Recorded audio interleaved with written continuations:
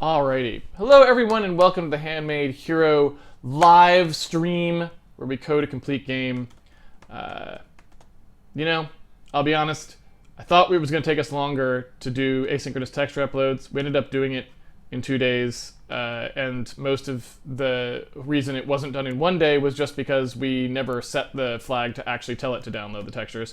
So that was incredibly quick, but there is one thing I wanted to note. So before we get started, today is day 245. I'll simply say, if you're going to be following along with today's coding, unpack day 244 source code into a directory.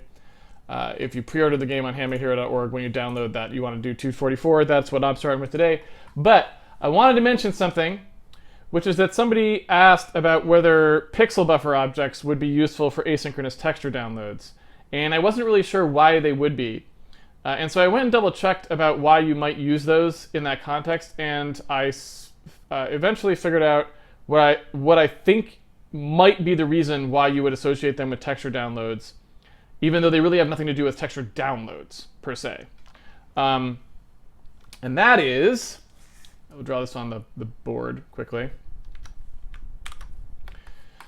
So here's day 245. PBOs. So pixel buffer objects in OpenGL are something that I don't use very often. They're kind of old. They've been around actually a very long time. They're not a new feature, but they're still a potentially relevant feature. And here is what essentially I would think you would do with them if you were trying to do fast texture downloading and you were going to use them for something. So here's what actually has to happen. And I'm going to draw a diagram that's a little more complicated than what we've been drawing before. So we've been drawing GPU memory. So here's GPU memory. This here is what I call GPU visible memory. What I'm going to call it, not what it's not like I made up that word. And here's the CPU memory. Okay, and this is actually all CPU memory. So this is main memory in the machine. But the main memory in the machine is not necessarily all the same. And the reason that the memory in the machine is not all the same is because certain parts of the memory in the machine may or may not be accessible by the GPU over the PCI bus, and some of it might be. Now, the reason for this is because the GPU, when it accesses things over the PCI bus, now go all the way back to Handmade Hero when we first started talking about memory. Remember, there's virtual addresses and physical addresses.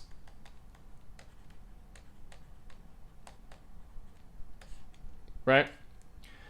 Now, what are these? Well, virtual addresses are the addresses that we actually think about and use all the time. Right? That's in our code when we say malloc, when we say this is a pointer, and we look at the value of that pointer in the debugger. We're looking at a virtual address. That is not actually the physical byte in actual RAM that we're reading. So byte 0, a pointer of the value of 0, in our world is an invalid pointer and it faults if you read from it, right? A value of 0 in physical addressing might just be the first byte, right? These things are not related. So, like we know and we covered many times, so go back and watch it if you're not comfortable with this, virtual addresses get translated to physical addresses in the CPU itself. The CPU has something called a TLB. This is a translation look-aside, I think it's look-aside, buffer. And what this is it's a thing that translates virtual addresses into physical addresses. So when your program says, I want to access this byte, it's thinking in its virtual address space. The CPU actually looks in the translation look-aside buffer and says, what is the actual physical address for this thing? And the TLB is like a cache for addresses, right? Now, if it's not in the TLB, it's going to look up to the actual address translation tables, right? It's going to look up to the actual tables in the operating system that have set up for the whole translation, and this is a slower process. But most of the time, it's hitting that translation look-aside buffer, and you're just figuring out what the physical address is, and you go and get it, okay? We're not going to recover all of this, because we talked about this a long time ago in Handmade Hero. We're not going to talk about that. Instead, all I'm trying to point out is the GPU doesn't have access to any of that. The translation look-aside buffer and all the other stuff that's used to translate virtual addresses into physical addresses is not present on the GPU, it's present on the CPU. And so when the GPU wants to access some memory that's in main system memory, because it's trying to read, like for example, our texture data out of it to bring it down to the card so that it can store it, it's just trying to fetch it, it has to use a physical address. And what that means is that while this is going on, while it's grabbing texture data, if here's a big chunk of texture data, it can't be something that's being virtually addressed somewhere by the CPU in a way that could move around, right? Because remember, one of the big things about virtual addressing is we don't even know if our memory is resonant. The operating system could take our memory and page it out to disk and just leave it there, and then only when we go to access it again and cause a page fault, it'll go, oh wait, he was accessing that memory, I put that memory on the disk, I'm gonna go get it, and I'll put it back here, and now we're good, right? Or, even if it doesn't choose to do that, it could rearrange the memory in physical space, if it wanted to for some reason, and just swap where our virtual pages were pointing to in virtual space, right? Because all we know is our virtual addresses. We have no idea what the physical address is underneath. So, what that means is during the operation, during the transfer of the texture, that whole time, the texture has to be in memory that's visible to the GPU, which means it has to be in physical, right, memory. It can't be paged out to disk or something because the GPU ain't accessing the disk. It has to be in physical memory, and it has to be locked down, meaning the operating system has to know that it's in the middle of a transfer and it could not decide to evict that page or pages of memory from physical memory into virtual stored memory on disk, because that would immediately ruin the transfer and the GPU would get garbage. So, what does that mean to us in practice? Well, what it means to us in practice is that if we have a call like glTextImage, right, and we pass a pointer to some texture memory like we did, and we say, here's the texture memory, we want you to transfer it. Well, what it's going to have to do is it's going to take it from our texture memory, right, because this is our virtual addressing pointer that we're passing here. That memory was allocated by us, right? It has none of the criteria that the GPU might require. The operating system has not been told that it was locked. It is not necessarily in a range of memory that's accessible to the GPU if there are range restrictions on what part of the physical memory it can access. Like maybe it can only access the low 4 gigabytes of 16 gigabytes of memory, right? Could be all sorts of things. It could be aligned wrong. Maybe GPU accessible memory has to be aligned on page boundaries, so maybe the pointer has to be at the page boundary. Who knows? There's all sorts of things that could be true. None of that's true about our pointer necessarily. So what the driver has to do first is copy it from the pointer where we loaded it into CPU memory, not transfer GPU, just a copy, literally a mem copy, into some region of its driver-controlled GPU memory that's set up for the GPU to read it. And then it copies it across the bus. So when the person was asking about texture downloads being optimized by pixel buffer objects and where we use them, I believe, and I'm not a GPU guy, so again, take my explanation with a grain of salt. They're roughly correct, I suspect. However, I am not a GPU expert, and so there's probably details that are not quite right. And these things change every year, is the other thing. But anyway. So the answer is, pixel buffer objects don't help you do texture transfers to the GPU at all. They are completely unrelated and would not optimize the GPU transfer at all. But what they would optimize is this copy. Because if you were to use a pixel buffer object, what a pixel buffer object is a piece of GPU memory that you can lock and write into. So if you were worried about the cost of copying the texture in the download from the CPU memory to the other part of CPU memory, which is required for the texture download, then the pixel buffer object would help you. So if you find that you need to further optimize your texture transfers, it could be the case if you're outstripping memory bandwidth, CPU memory bandwidth, not the PCI bus bandwidth, but CPU memory bandwidth is becoming a bottleneck for you, then that absolutely could be a time when pixel buffer objects could help you, potentially, if that is what your problem is, right? So they're never going to accelerate this part of the process, but this is only one part of the process, and this part of the process over here, they could help you with, potentially. Now again, that depends on the card, it depends on the driver, it depends on the vendor, it depends on the operating system, all these other things. Whether that really can help you or not, whether the pixel buffer actually is better or not, blah, blah, blah, blah, blah, right? But the point is that is where they could come in. So I wanted to clarify that from yesterday because I didn't really know when the person asked the question. I was like, I don't really know what those would do for you. But that's something that I believe they could do for you. And so, you know, that if that's a situation that you found yourself in, that might be something to examine. And we could implement that relatively easily on Handmade Hero. What we would do is we would create one pixel buffer object, probably actually a pair, I'm guessing, of pixel buffer objects for each of our worker threads. And then we would write into one while the other one was downloading and then swap, right? So we'd like ping pong our pixel buffer objects back and forth, basically.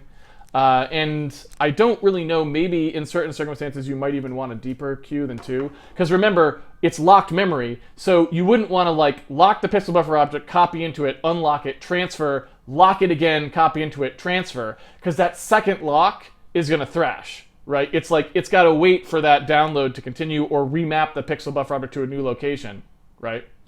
And so what you'd want to do is make it so it doesn't have to do that. And so you'd want to have kind of a rolling set of pixel buffers where you could lock and write into one while it was transferring out of another, then switch. So now you're writing into the other one while it's transferring out of the new one, and you ping pong back and forth. We do that for each of our worker threads, and then they could all do just hammering on that all the time. And that'd be a really easy thing for you to do if that's what you care about. Exercise left for the reader. I don't particularly care about that right now, but very easy to implement. That's what we would do. You'd go get those extensions, load in the function pointers for those extensions, create the pixel buffers for each worker thread, and then when you wanted to do the texture stuff, instead of the allocate texture happening after the load, we would run the allocate texture before the load, and really all it would be, it probably wouldn't actually be an allocate texture. What it would actually be is just a call to get the currently free pixel buffer. So there you go. I think it might have been Cuber Caleb who answered that question, who asked that question, who's a longtime viewer of the series. And I just wanted to clear that up for him or her. I don't actually know. I never actually know what the right pronoun is for a lot of people because I only see a handle on the chat, and handles are usually genderless. So anyway, let's go ahead and save that off and then close and get back to what we were doing, which was just cleaning up our OpenGL startup code to do something that it was not doing originally. That's not super critical, so if it doesn't work, meaning the graphics card doesn't support it for some reason. Oh wait, I don't need my Emacs anymore. We've got 4Ed. If it doesn't work for some reason, that's actually okay. We can actually live without it. And so our startup code is written to essentially ignore it if it doesn't work. But we did want it to try and make it work if we could. And what that is sRGB on the destination frame buffer. Because like I said, all of our rendering we did in Handmade Hero was attempting to be roughly gamma correct. It was actually using squared instead of full sRGB mapping in order to make it faster in the software renderer. But you know, we still wanted to have that gamma correct step. And so we're trying now to make it so that the frame buffer is marked that way. And so if we take a look at Win32 Handmade, in here we have our sRGB frame buffer request. Oops. We have our sRGB frame buffer request in here somewhere. At least I think we do. Frame buffer. Did we ever put it in? I guess we didn't. I guess we haven't gotten there yet. I guess we're still using wglChoosePixelFormat without it in there. Yeah, it doesn't appear to be in there.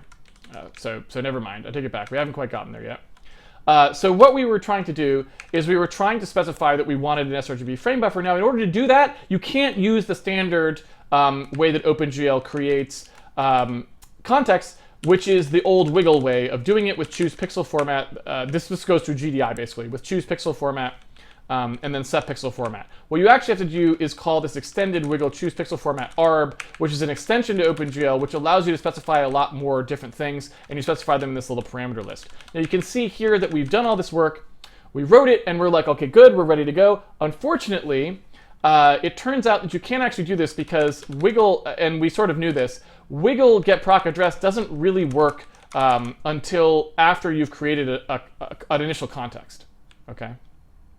So this thing right here, where we call wiggle create context on this OpenGL RC and wiggle make current, that process actually needs to have happened beforehand. So we're left in a situation where we need to essentially move this right here. We need to move this down, right? This needs to actually happen after we already have a context created, okay? So that's like something like this, if that makes sense. So here is what we would need to do. We need to do wiggle make current, and then we could go ahead and get our get proc address for choose pixel format. And then if we got it, we could do a new pixel format, right? But the problem is we've already set the pixel format and we've already called wiggle make current. And so what we would have to do here, and I thought about this and I think this might actually work, so I'm going to go ahead and try it. And also, I guess this stuff right here comes down as well, right? So that goes in there. And this is always now has to happen. Right, all of this is stuff that has to occur because we always have to do this path at least once. So we need to do a choose pixel format the old way one time, set the pixel format to make sure that our create context will succeed, assuming, because I don't really know if we can guarantee that on all machines wiggle create context would succeed if we didn't first set the pixel format to one that supports OpenGL, right? So that's why I think we have to do that. So then we come down on here and we do this sort of separate pixel format situation, right?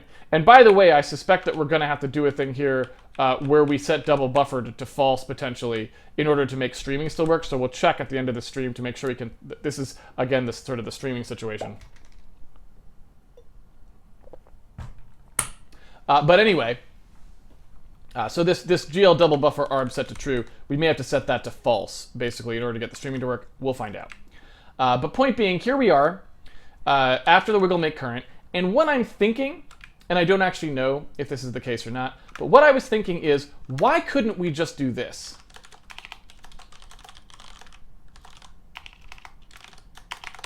If we just get rid of that context entirely, right, and say like we just straight up delete it or leave it in place and delete it later or who knows what, can we just set the pixel format again? Right? And I don't know. I have absolutely no idea if that's true or not. So we'll just see if we can. I don't know if it's well documented. I have absolutely no idea. But we can certainly go ahead and see in here. We could say if extended pic worked, right? Then set the pixel format. Seems like it's worth a shot. So I'm just going to see what happens if we do that because I'm curious. And we'd have to test this on multiple machines potentially. To figure out a bunch of stuff, to figure out essentially whether or not you can actually do this. I have no idea. But here is a version that does it that way, and I'm going to go ahead into the bugger and step in and see if that works. And maybe we can check with some OpenGL driver people to ask them if it actually will, if it does work, if it would work on people's machines in general. So let's go ahead and step through here. We make current this guy, which is our old school context, which can't do anything. Then we make current 0, which says, okay, this thread no longer has a current OpenGL context. This thread doesn't have one at all. So now we see if we can get wglChoosePixelFormatARB. We can't. So it looks like the wiggle make current would have to happen after we got that call, I guess, right? So I'm going to see what happens if we do that. You know, the other thing too is I don't even know if we have to do the wiggle make current now that I think about it. You know what, I should probably just try this first. Like, can we just straight up set the pixel format? Yeah, can we just straight up set the pixel format without that? And I don't know. So here's our wiggle make current. there's our choosePixelFormatARB, and we got it. Assuming we get it, we can now do choosePixelFormat again. We get the extended pick back, and we've got our suggested pixel format index is 2.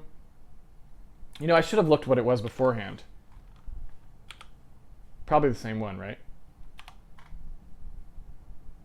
Suggested pixel format is 1. All right, so it actually gives us back 2. Oh, probably because of the double buffer. We do an extended pick is 24. That means there are 24 formats that matched, right?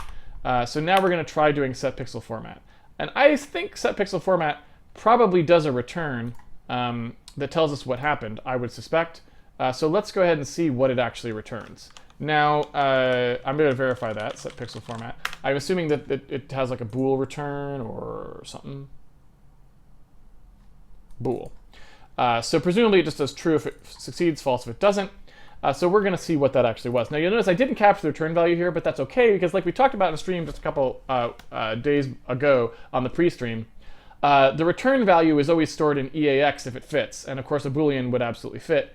So when we call set pixel format and we go through this call here, if we look at the registers and we see what's in EAX, and again, I always call it EAX force of habit. It's actually called RAX when you're talking about the full 64-bit range. EAX is only the bottom 32 bits.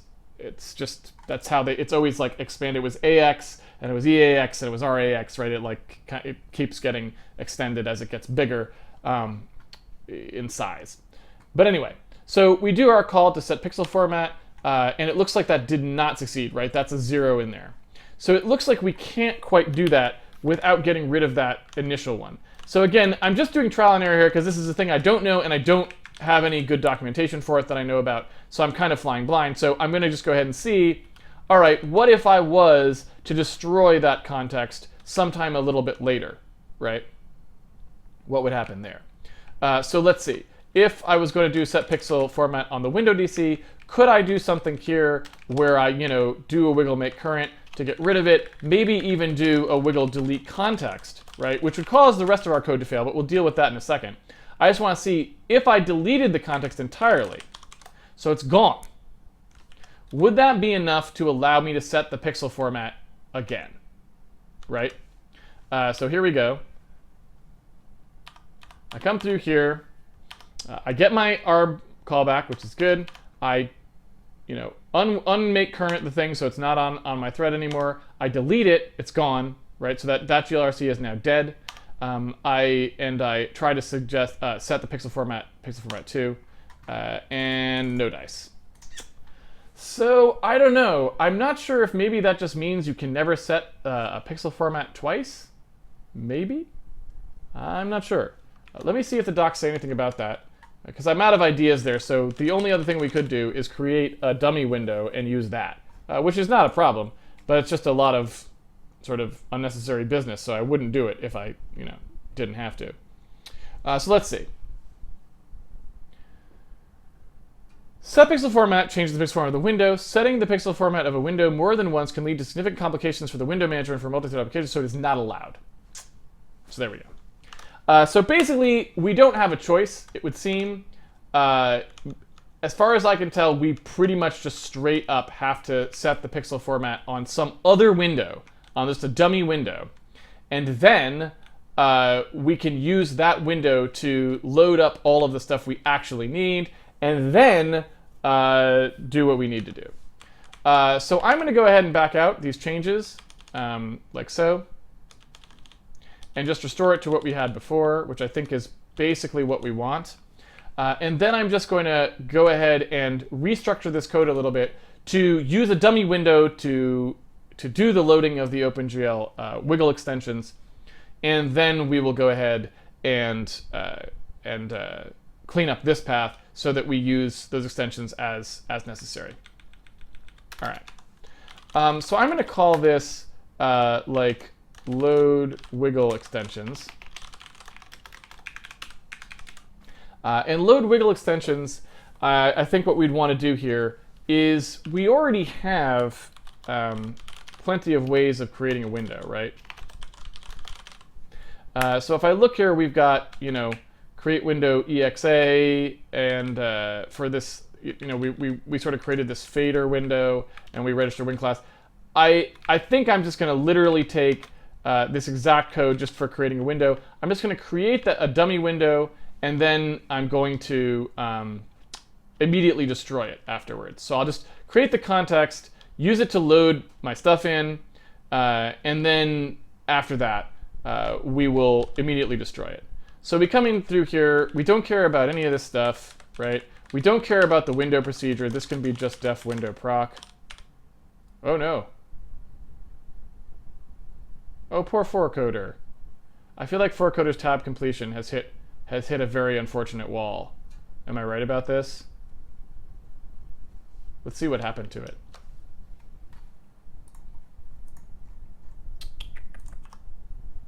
Fored.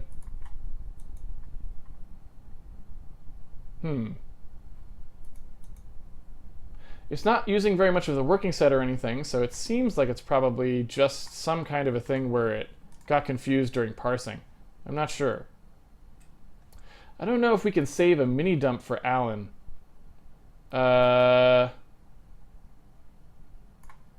So can I get a mini dump of this?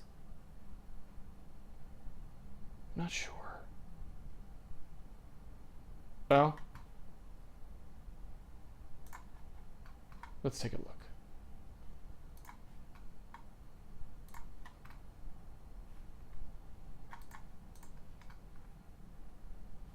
All right. So at least we know where we are, I guess. So here is where it's saying the fault is, I guess. Is that where it's saying the fault is? Unhandled exception, access violation reading location OXFFFFFFFF. So the app pointer got corrupted somehow, I guess. Let's take a look. Watch one. App. Nope, that's all fine. So what is it trying to? If it's trying to load from keyword pointer, how is that? Or is RCX is the bug? RCX is 0. Is that correct? Still not sure because that says access violation reading. I want this to show me. Are we? Ah, there we go. That just showed me. That was just jumping to the first part of my code. So we're in here. We're in exec command, which makes sense because it's probably execing. It's execing the word complete command, right? And then we're 4 levels deep. And here's where we are in the stack. So in theory, if he's got the map, he could figure out who we crashed in. And we're crashing on a test instruction. So we're trying to compare something to 1. So probably to true would be my guess in the source code. So yeah, we're doing a comp. We looked at something. This is all these int3 here make me think this is like part of some kind of a partial function. Like this is where the function started. I think this looks a lot like the start of a function to me. So I think we're in the top of a function here that's going to test against 1, assuming that it doesn't have some kind of a comp to it. So yeah, I don't know. Hopefully that helps Alan a little bit. Maybe. I don't know if I can save a mini dump. Can I? Can I save debug? Other debug targets for diagnostics. Quick watch save. Save dump as. That's what I'm talking about. Mini dump with heap, bro. All right. All right. Mini dump with heap. Coming right up. Forcoder. New folder. Dumps. Here comes the dump. This is fored word completion crash dot dump. There you go. And by the way, this is just a good thing to know about in general. When an application crashes, if it's, like with fored, where it's like an alpha version that we're using really early in development, it's really helpful to the developers if you can take a moment, since you are a programmer, and do the right thing with a crash so that they can get some information about it, potentially, if they don't have their own automated crash reporting or any of that stuff yet, which, they might not, if they're not on a platform that supports that or whatever. So, yeah, not that hard to do. Like you saw me do it just then. it's a nice thing to be able to do if you can. So it's just down here in the debug menu. I was like, I'm pretty sure I could save a crash dump, and I can. So that's good. And also just take a quick look at this and maybe look at the, just give them that if you can. All right. So that's it for poor little Fored. I'm sorry, Fored. It was doing very well, I will say. But we will have to relaunch you. All right. Back to our story. So here we are again. Went through Handmade, and I'm just gonna do. Oops, I didn't mean to do that. I meant to load handmade.proj. Oh, I did load handmade.proj. Okay, good. So what I want to do here again is I want to init OpenGL by creating that sort of fake window, right? I want to create a window, and I want that fake window to do the things that it needs to do to get me the extension pointers, because really, until I have those extension pointers, I can't do anything. And as we saw before, there's really no way to use one window to get the extension pointers if I have to choose the pixel format using an extension. It's like a catch-22. So I need something like Win32 load wiggle extensions here, right? And what that's going to do is that's going to load these sort of mandatory things that I can't load without setting up a window first. So let's go ahead and grab that code again with the create window code that I was going to use here for the fader window. Basically, we can use that exact same code. And so if I go back to wiggle extensions, paste that in there. So all I'm going to do here, create the win class, and this is literally just like handmade wiggle loader. That's all it does. It doesn't need any of this stuff. We don't care about that. We don't care about this. This is the only thing we really care about. Get module handle 0. And def window proc W, I think. Def window proc. We were calling def window proc A. Yeah, never mind. We're calling def window proc A. So def window proc A. So that's all we really care about doing here. I don't think we even care. We don't even care about the style. We don't care about any of that stuff. We don't want any of these things, right? We don't want it to be layered. The class name is going to be whatever the window class is that we register here. Obviously, this stuff we don't care about at all. Like this is actually, I guess, just 0. Like there's no probably any flags at all. And so we're going to go ahead and do that. Create this window, like so, and then immediately destroy this window. So that's all we actually need to do, right? We just want all that stuff to just be dead. And in between there now, we can do the stuff that we wanted to do before with choosing the pixel format. So what I'm going to do with that is up here I'm going to say, okay, internal void choose Win32 choose pixel format. What I'm going to do here, and I'll probably actually have to pass that some things, but I'm going to take this sort of code that we had here, right? And I'm going to make this code into something that sort of works depending on whether you have the extension or not, right? And so what I want to do is I want to sort of revert it back to sort of the old school way that it was working before. I want to say suggested pixel format index. Suggested pixel format index. I want to say suggested pixel format index. I want to see whether we have the extension or not. If we don't have the extension, I want to use this way always, right? Because that's just better than not working. So we're going to use that if we don't have the extended way. And if we do have the extended way, then we're going to use this one down here. Right? In fact, this is basically the code that we want. So if we have the extension, we do this exactly the way that we used to, where we do the extended pick. Let's see, indentation. There we go. Okay. So if we had the extension, this actually goes up here. If we have the extension, then we start going. The extension itself is going to be loaded elsewhere, so I'm going to load the extension in this GL load extensions doodad, so that's actually going to go down there now. So I'm just going to test to see whether or not we have the extension. If we have the extension, then we use the extended path in so much as we can, right? And I'm going to put this guy out here as well, like I said, with the extended pick thing. So we have the extension. We try to use it. And I will re-indent this line. There we go. Like so. And then if we didn't get it, then we'll use this one. And I think I sort of had that path, yeah, right here.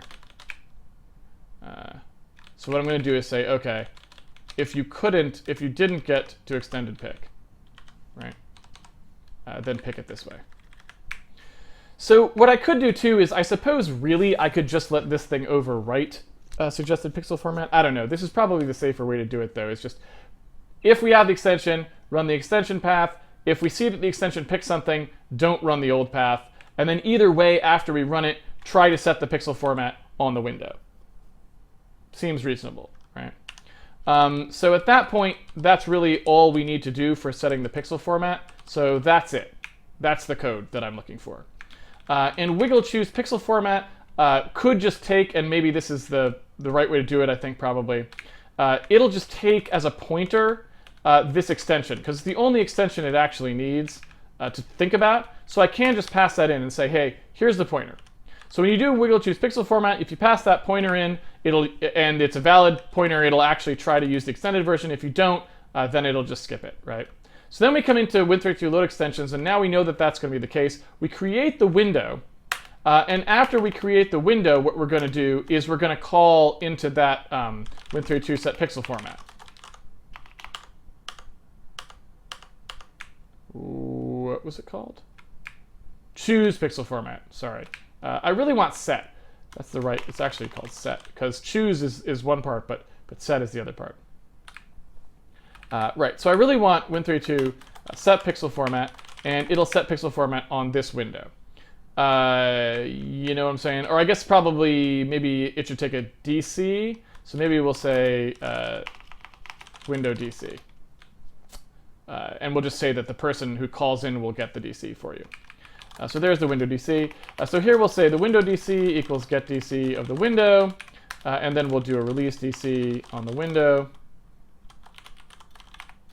And destroy the window. Right? Yeah. Perfect. So I think this is what we'd want to do. Right? We want to do the window DC. We get the DC. We set the pixel format. We probably want to wait and release the DC down here, obviously. I don't know why. This seems to think that we're indented more than we are. I guess it's this. Is it this that confuses it? Yeah, I think Forehead got confused by that. Yeah, it did. No, it didn't. Is it this? I'm not sure what confuses it, but it's confused about the indentation level, and I don't know if that's me or if I've got like a hanging thing or not. Anyway, so point being, here's Win32 load wiggle extensions. We create this window, we get the DC, we set the pixel format on it, and then we are going to go ahead and try to create a context like we did before, whose sole purpose is to get extensions for us. It's literally not going to ever render a single thing of OpenGL. It's just going to get the extensions. So here it gets the extensions, right? It does the choose pixel format ARB or whatever. So it gets the extension, and then if it gets that extension, we'll have it for our use or whatever. If it can't get the extension, then no big deal. We would be using the old path, right? And we can also put the rest of our stuff in there that we were using with Wiggle, I think, too, right? So we could, for example, take this Wiggle create context attribs arb. That could go in here too. And so basically all of the stuff that we were calling, we can call in here, if that makes sense. And I think was there one other thing that we called in here? I can't remember if there was or if there wasn't. Doesn't look like it. Oh, swap interval.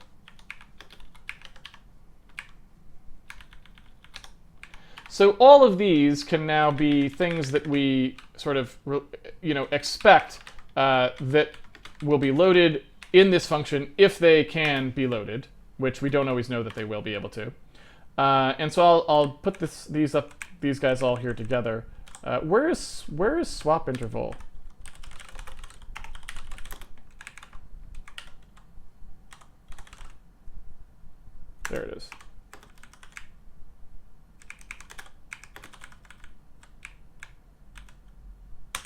All right. So we try loading all of those, and hopefully we get them all, right? If we don't get them all, it's not the end of the world, but that's what we're hoping for. So there they are, and everything's good. So after we load all those, we can destroy the context, right? So we can get rid of the context that we're using, and we can destroy it. Wiggle destroy context, and I can pass the window DC to that. Oh, whoops, I mean the OpenGLRC. And I don't know if we actually ever need to do the make current, but we might as well because we can. Like, I don't know if we need to do the make current in order for that to work, but we'll see. Oops. And then obviously we don't actually need to do the make current outside. So that seems reasonable to me. I'm going to compile that and see where we're at. Build.bat is not recognized as an internal or external command. Really? What are you talking about? There we go. All right. So instance is just window class h instance. And then I think we're good. So Win32 set pixel format. In this case, we don't have the extension yet, so we're not going to use it. In fact, I guess what we could do now is we don't even really have to pass it, because it can just use it as it would normally use it, because it's a global variable. It's like, if it's been loaded, it'll use it. If it isn't loaded, it won't, right? So off we go. Destroy context. It's actually not destroy context. It's delete context. That's just my misremembering the name. And off we go. So now, in Win32 and OpenGL, with this in mind, what we can do is first call this load extensions thing, right? So we can call wiggle load extensions and know that we have now created a dummy context and gotten rid of it, but loaded the functions that we need to load. We can get rid of all of this stuff because it's been sort of abstracted out into another function that we know we can call. So what we can literally do here is say, okay, forget all this stuff. Forget all of it. Instead, what we're going to do is we're going to see whether or not we have a modern, the ability to get a modern context, right? And if we do, if we are able to get a modern context, then we will, and if we won't, then we won't, right? So let me go ahead and actually re-indent all this. There we go. So in this case, we don't need to get this anymore because we'd already have queried it. So what we can do is we can call wiggle create context attribs, right? And what I'll do is I'll say, here is our OpenGLRC, the one we're going to return. It starts out being initialized to nothing. I assume 0 is an initializer for that. Yeah. It starts out being initialized to nothing. If we can, we will try to get one, like so. And I guess we don't really need to pass this. That was just for illustrative purposes before. We can get rid of that. So here we go. We try to get the modern OpenGLRC, and we can actually just call this OpenGLRC now, right? And we can put this stuff down here. Okay. So we try to get the OpenGLRC this way. If we can't get the OpenGLRC this way, so either, if either we end up without that function, or this ends up failing. So we say, okay, if we can't get it, then we can just try the old school way of doing a wiggle create context and see if that works, right? And if either of them work, then great, then we're good to go. So then we can come through here and say, okay, why don't you go ahead and initialize that, all the OpenGL stuff that you actually needed to do. But first, we probably need to actually set it as the context. So we would call this stuff, right? Like so. Similarly, if we happen to have swap intervals, we want to call that, and then we're good. So that's like a lot cleaner now too, right? I mean, it's 3 functions now, so it's a little bit stringier, but it's like it actually is a lot cleaner of exactly what's going on. So let's see if we have any more luck getting this to do what we needed to do. And can we add the sRGB in there once we're ready, right? All right, so modern GLRC undeclared, that's true. What we actually wanted is OpenGLRC here. And I think that was obviously wrong. Oops. And then we've got, what have we got? Cannot convert argument. OpenGL init B32. Oh, it's just whether or not it's modern, I guess. So we need this thing right here. So we'll assume that we got a modern context, but if we get here, it's false. And go from there. All right, so let's see if that helped us at all, and if any of that works, because again, we're just kind of trying to get Windows to do what we need it to do here, and you know, Windows does what it does. So let's start by seeing if the extension loading works at all. So here we go. We register our window class. That looks like that worked. We get our window. The window is there. We get the DC. We try to set the pixel format on it, and we try to create an RC. We get one. We make it current. We try to load our extensions. We got 1. We got 2. We got 3. So all the extensions load. We get rid of the context on our thread. We then delete it. We release the DC and destroy the window. Now, hopefully, we can still now use those callbacks that we got. I don't actually know if that's true, but hopefully it's true. So we look to see if we've got wglCreateContextAttribs.arb. We do. So now we try to call it with our default attribs. We are unable to get the OpenGLRC back, which suggests to me, and I guess I don't know, it suggests to me that we still do need that other context around. Potentially. Right? I don't know. I'm just guessing. That's just my hunch. Right? Like we still need to have the other context active when we actually make that call, which is unfortunate because that makes it again a little bit more kind of weird. But what are you going to do? All right, no biggie. So that just means that we kind of we still have to keep these two things welded together. We can't actually separate them. Right? And what we would need to do is when we create this kind of doodad here, right? When we do win32 init OpenGL and we come through here and we create all this stuff, what we would need to do is before we actually unmake the context, right? We would then need to sort of do it the old way that we were doing it, where we sort of say, okay, let's go ahead and create that context from whole cloth, right? So like, yeah. Oops. Nope. Stop. Okay. There we go. So when we come in here, we've got this context current. We see whether or not we could maybe make our actual context that we actually care about. We see if we can make it while we still have the other context current. Then we make it current to 0. Then we delete it. And then finally down in the end, we see, did we actually get a modern context? If we didn't, we record the fact that that's true, and we try creating an old school one on our actual window that we actually care about, right? So now what we need to do is we need to sort of differentiate between our two window DCs, right? Because now we have two DCs, the one we're actually trying to set and the dummy one. So now we need like a dummy window DC, and we need to make sure all of these are operating on the dummy window DC, not the actual window DC. A lot of fun, right? And then these other ones here, when they're doing this, they are all working on the actual window DC, the one we're trying to set, not the dummy, right? So let's see if we have any better luck with that.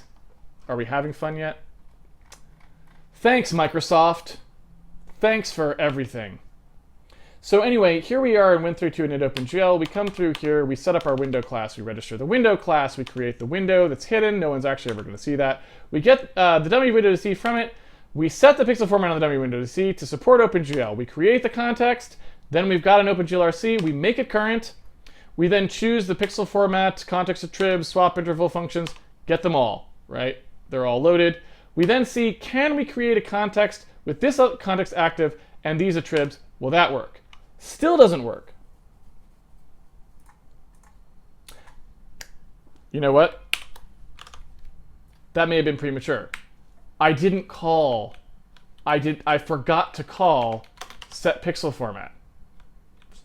I forgot to call set pixel format. Maybe it would have worked. Should we back it up and try it? Should we? I think we probably should, right? Because that's what we need to do. We need to call set. We need to do this. We need to call set pixel format on the window DC, right? And I forgot to do it. So that's why the older context that would have made the old one fail. So maybe we can still do it the other way that we were doing it. So here's what I'm going to do.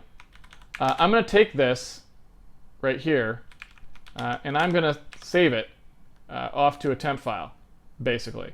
What do I have, like a to-do? Yeah. That's just getting saved into the temp file. Now we're going to see if this works. Set the pixel format on the window DC. And now we got an actual. All right. So maybe it's okay to do it the other way, in which case I would like to do it that way. So let's see here if we get a pixel format, set pixel format 2, and that actually works as well. So that's pretty cool, right? I'm pretty happy about that. Pretty happy about that. Yeah. Yeah. All right. So I think that may be the end of that. So I'm going to go ahead and try reverting those changes, right? Undo, undo, undo, undo, undo, undo, undo.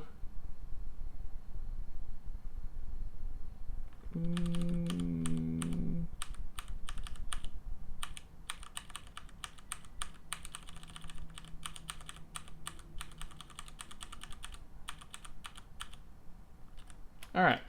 So if I leave it this way that I think is a little bit nicer to read, right? So we kind of have it in something where it's a little bit more understandable what's going on there. Now I think I should be able to say, okay, when we do Win32 init OpenGL, the only problem probably with this was that I didn't do set pixel format. And so I'm just going to go ahead and do set pixel format.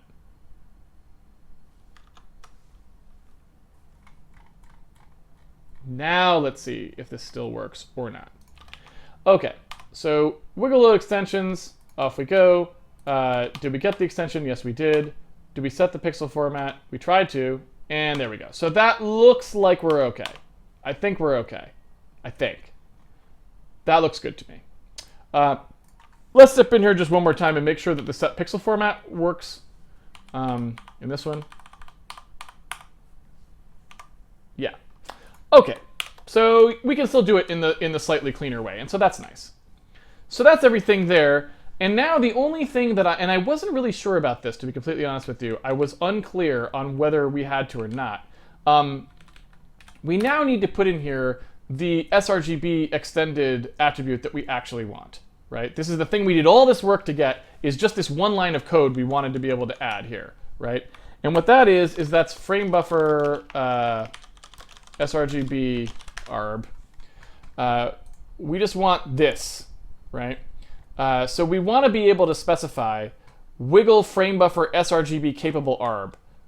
That's the only reason we did any of this, is just that. That's it. And so what we want to do is be able to put that guy, right? That guy right there. We want to be able to put him here, and I guess we say GL true. We'll see. I'll go read the docs. But, so we need that wiggle. We need one more wiggle thing. We need that. And this is the extension. Now here's the part that I don't know. I don't know whether we can include that and just trust that if the driver is not a driver that accepts it, it'll just ignore it, or whether we have to query the extension string, see whether it's there, and only if it is there, put it in, because I don't know what the spec requires of us, or how the drivers are typically written, because let's be honest, at the end of the day, it doesn't actually matter what it says in the spec. It matters what the drivers do. If the drivers puke on it, if it's in there and they don't recognize it, then even if the spec says it's okay, it doesn't really help us, right? So we'll have to see what that actually is in practice. So if I compile with that now I think technically we should be getting an actual sRGB frame buffer. Don't actually know if that's true, but I believe that should be the case. And so again, very difficult for us to tell. We would have to actually run some structured art tests through the pipeline to even know if it was working, because again, it's going to be a relatively subtle difference. But in theory now, we are getting gamma correction on the frame buffer as well.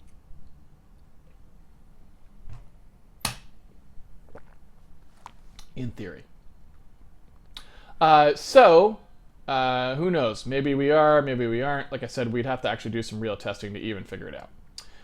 But at least now we have a plausible path for that. And we've got the code structured, what we think is proper for the Windows startup, and that's important to get right even at this stage of development, because again, we want to make sure that when it comes time to final everything, we don't want to be in a situation where we're doing everything wrong, right? So yeah, so it's looking pretty good. So it's a nice cutscene, you know? So let's try the other thing. So I'm looking at the cutscene right now, and I'm assuming, I'm just going to guess, that nobody else can see it but me. And you know why I'm guessing that? Is because we're passing double buffer equals true, and it is silky smooth on my machine. And when we were doing the one that was streamable, it was super jerky. And so I'm just assuming that that's true. So I'm going to go ahead and take a look at that. I'm going to go ahead and say, okay, so stream, black screen. Yeah, so people are saying this black screen. That's what I thought. So what I'm assuming we have to do is the same thing here. We have to do if handmade streaming, and the double buffer line is going to have to be set to false, I think. I don't know. I just assume. So I think we're going to have to do this. And in theory that will work, but we don't know. Because it's sort of just random that it worked at all, I think, originally. I don't really know. But there's our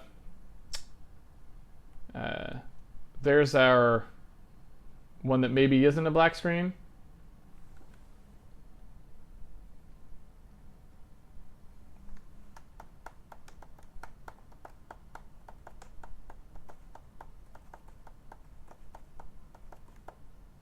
Can you guys see that? Yeah, you can. Okay, good. So yeah, and what's interesting is that was a kind of a good test because, like we talked about again, people were asking if it was, if what the jerkiness was from, if that was Twitch or not. It is absolutely that flag, because when I don't have that flag set, when I have it set to double buffer, it's silky smooth. When I don't have it set to double buffer, you get that jerkiness, and I think that's because of going through the Windows compositor, perhaps, whether it's hitting it properly or not. I'm guessing that probably what's happening in there is that either Twitch can't get access to it in the other mode, so that Twitch doesn't introduce whatever jerkiness was happening, or it's just the fact that it's not double buffered. It's like not getting VSync or not getting whatever, and so it's not silky smooth. It just kind of depends on whether it hits the refresh or not, right? All right, so I think that's it for today. That's what we wanted to accomplish, and we did accomplish it.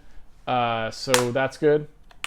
And yeah, so let's go ahead and go to the Q&A for about 20 minutes, maybe.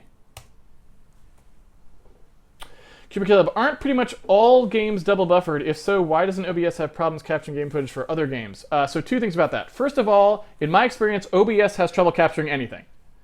I have never seen a stream where OBS successfully captured things reliably the whole time. Like, I watch John Blow's streams where he plays games, and it's like every other game, it's not capturing, and he has to go, like, reconfigure it and change what's going right. So OBS can barely capture, you know, itself, let alone stuff reliably. So there's that.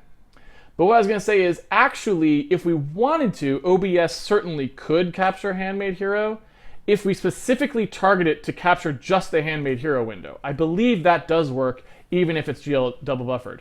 What we couldn't quite figure out how to get to work was having it capture the desktop, if that makes sense, first, and then when we run the game, automatically capture the game too. That was just not working for some reason. And I don't know if maybe there's a trick of like adding the game on top as a separate thing that would go over it or not, and maybe make that happen, and so on. But yeah, so that's the only problem. And so, and Longbling is asking, does this mean that HMH cannot be Let's Played? And the answer is no. It could totally be Let's Played, because normally the caster wouldn't be worrying about this. They would be setting it to capture Handmade Hero, and that would presumably just work, right? So yeah. So we could, if we really cared, make that work, but it's way easier not to do that. It's way easier to just do it like this, where, yeah, it's not quite right because we're not running in double buffer, but that's fine for us, and it lets us develop and do it properly, right?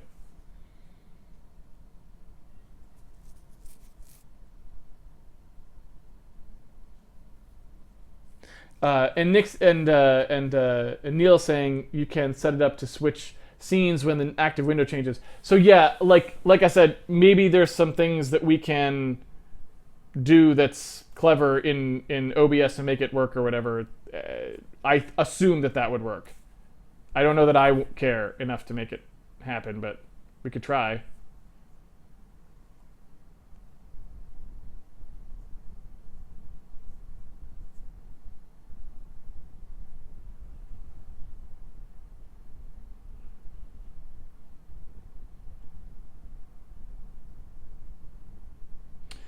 Caleb, shouldn't we also call get pixel format to make sure we got what we wanted? So I guess what I would say is no. And the reason is because so there's two things we could do. If you want to be super fault tolerant and you want to write something that was going to go iterate over all the pixel formats and try to choose a backup one or something like that, then you could do that. But if you're going to do that, you would never call choose pixel format in the first place. You just iterate all the pixel formats and actually use your own chooser, right? But if you're not going to do that, then there's really no point in checking the pixel format that you get back, because there's nothing you can do, right? If the pixel format you get back isn't suitable for what you want, then the game's just not going to work. You don't have some other option, right? And so you might as well just let OpenGL try to render with whatever you have, and if the user isn't happy with that, then they're going to file a bug report error. But unless your game actually has a backup plan, actually has something it's going to do if it doesn't get a pixel format that it thinks is the right kind, because we'll know if we don't create a context, right? But as long as we create a context, it's like you might as well try rendering through it. Because if you don't do that, then the game just straight up doesn't work. And you've basically increased the failure, right? So.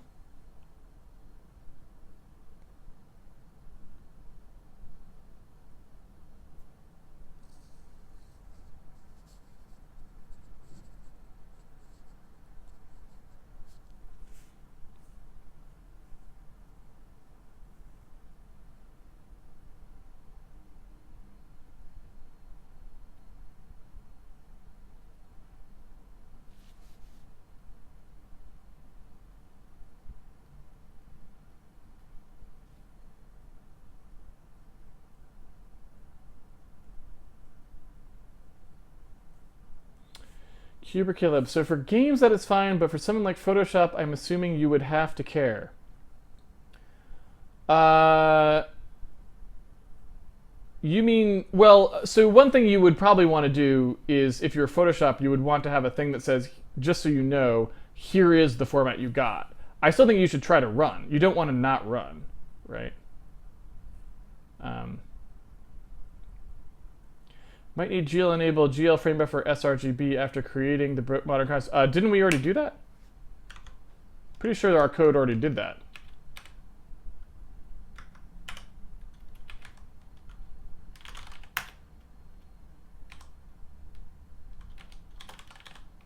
That's right. That's that guy right there, right? So in OpenGL init, we enable frame buffer sRGB.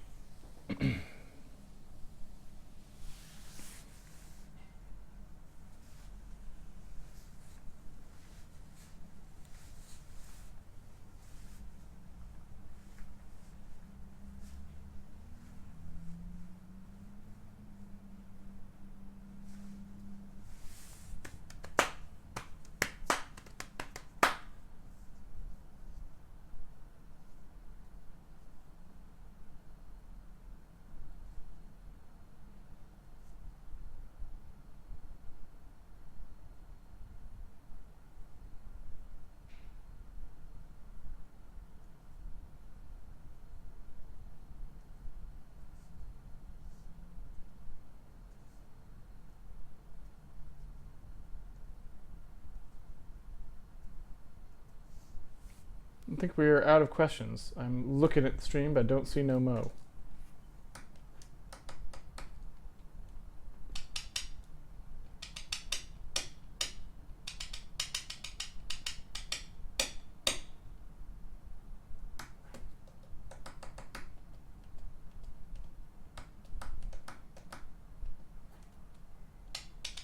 Atomic, have you started thinking about cross-platform support? I've missed quite a bit of the stream. I believe, so since I said I said this at the very beginning of Handmade Hero, and I don't think this is ever going to change. There will be no cross-platform Handmade Hero till the end. We will have the complete game on Windows first, and then we will move to other platforms. And that's just because it reduces the amount of work. Because instead of maintaining multiple platforms when you change your mind or add platform-specific features, you only do that once for each additional platform. So yeah. So there's not going to be any cross-platform anything until the end. Now, granted, everyone else has already ported it to SDL and OS X, and I don't even remember what else they ported it to. So on the GitHub, there's actually people who've already ported it, because we isolated the game from the platform completely, so it's trivial to port. All you have to do is port the platform. All you have to do is port win32_handmade. But, you know, we aren't doing that.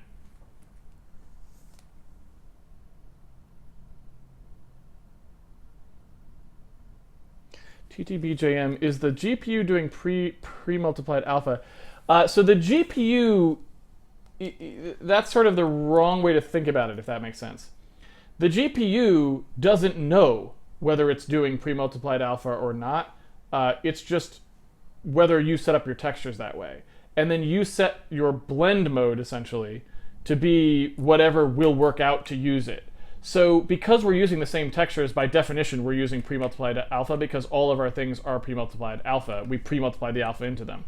And so the only place that the GPU ever even knows about it is right here. When we say GL blend func, and remember we went over the blending equation, we have GL1 minus source alpha, whereas if it wasn't pre-multiplied alpha, it would be GL source alpha, GL1 minus source alpha, because this is the source multiplier here. And so in pre-multiplied alpha, the texture coming in is already multiplied by alpha, ergo, you don't need to multiply by alpha again. So it's just GL1 multiplied by 1, which doesn't change the value, obviously, if that makes sense. But nothing else actually needs to know about that, because pre-multiplied alpha is just a thing you do to the textures originally when you store them in that format. R, G, and B are all multiplied by A.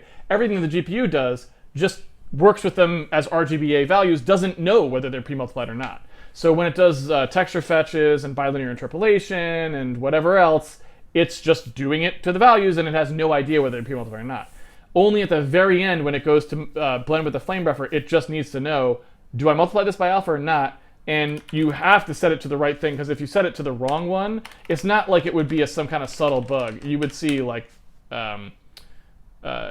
pretty serious fringing, I assume. We'll find out.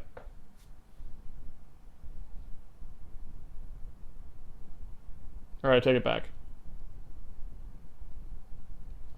I would have thought you would have said centurion, but I guess you're only going to see it clip in on the edges, so it's kind of, I guess, not super pronounced. But you can see, maybe you can't even see because of the compression or not, but you can see sort of the heavier lines. But yeah, that's it. That's the only place that any of it would change. If you had something translucent, you would see it, I guess, more pronounced than that. But that wasn't even as bad as that. That was pretty subtle. So you could even set that wrong and you wouldn't know.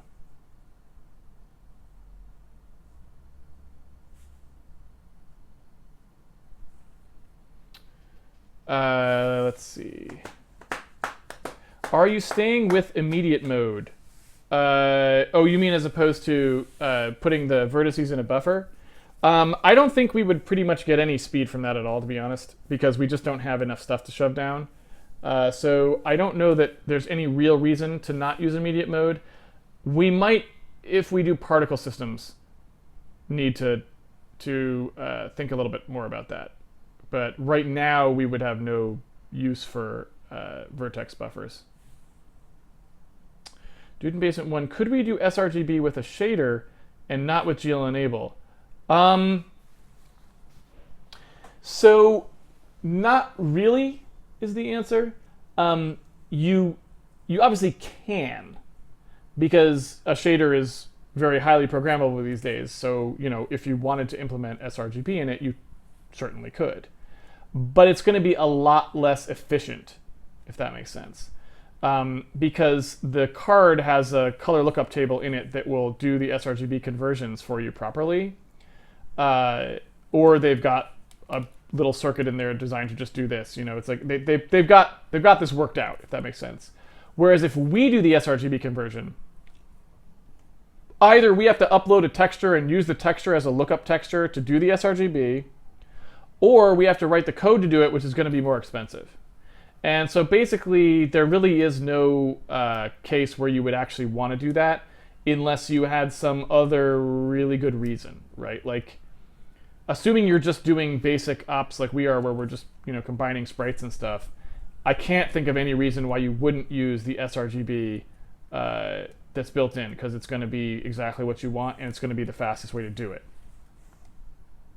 As far as I know, anyway.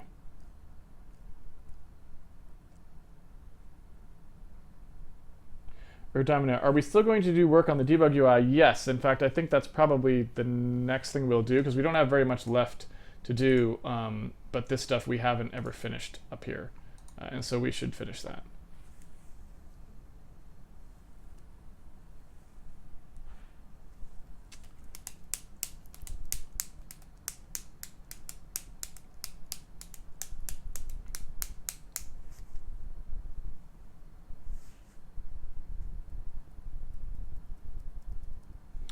Every time you go to answer a question and the cutscene loops, a pink screen appears. Yeah, if you don't remember, the pink screen is where our title screen will go.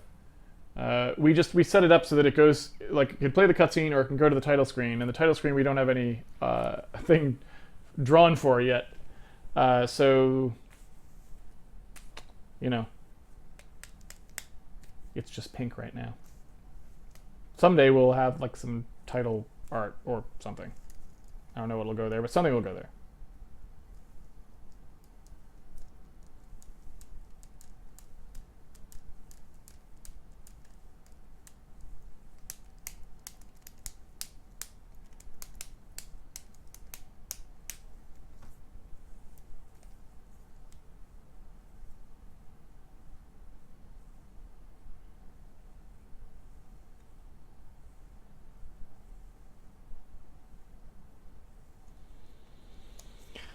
All right, that looks like there ain't no mo cues, so I'm gonna wrap it up. I'm gonna wrap it up. Close.